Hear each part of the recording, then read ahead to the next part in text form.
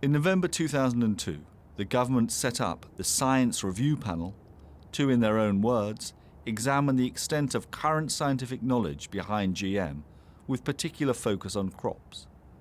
Essentially, it was to try and engage with as many people who were specialists in the area, particularly specialist scientists, and they came from academia, they came from industry. We asked the NGOs also to put forward their candidates. We had quite a wide mix of individuals, mostly experts, but also non-experts and non-specialists as well, to add a broader flavour to trying to understand what the science is all about.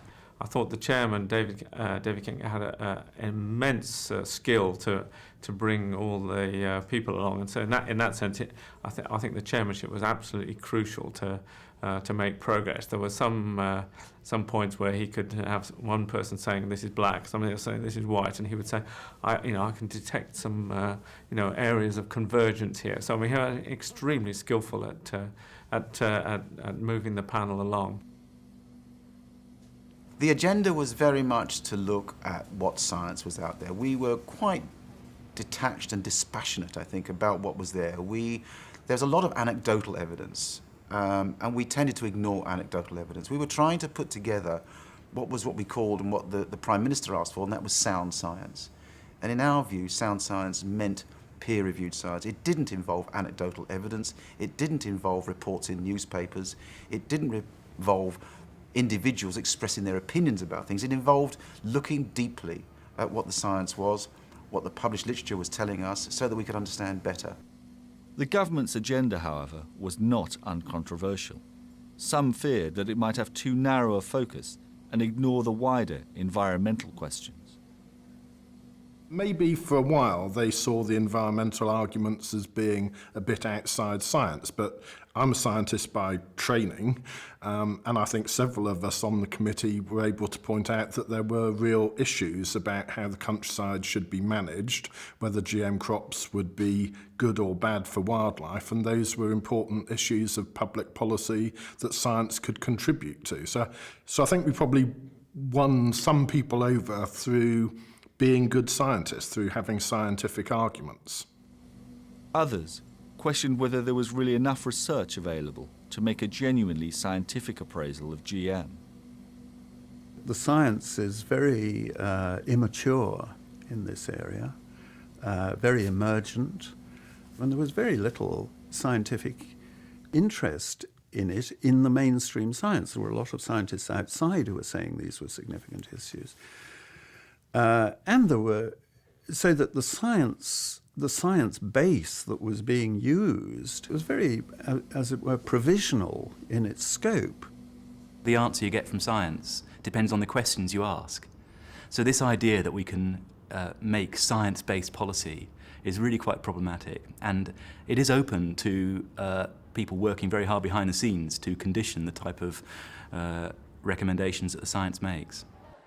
The true sceptics doubted that the government really would listen to the arguments, claiming that Tony Blair in particular had already made up his mind.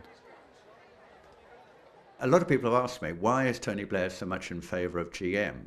I think, I never had this discussion with him, so I cannot be certain, but my view is that he is in favour of this because he sees it as innovative, he sees it as a new technology, he sees it as good for business, and he sees it as fitting in with his pro-American stance. As the meetings continued, there were allegations that anti-GM voices were actively being discriminated against. It came to my attention that moves had been made by a senior figure in the British regulatory establishment on GM to have me removed from an advisory body that I was sitting on for a major funding organisation. And the grounds for this were that I was taking a critical position on GM in the Science Review Panel. So I felt that this was unacceptable and highly problematic from not only my own point of view really, but from the point of view of how the science advice system should operate.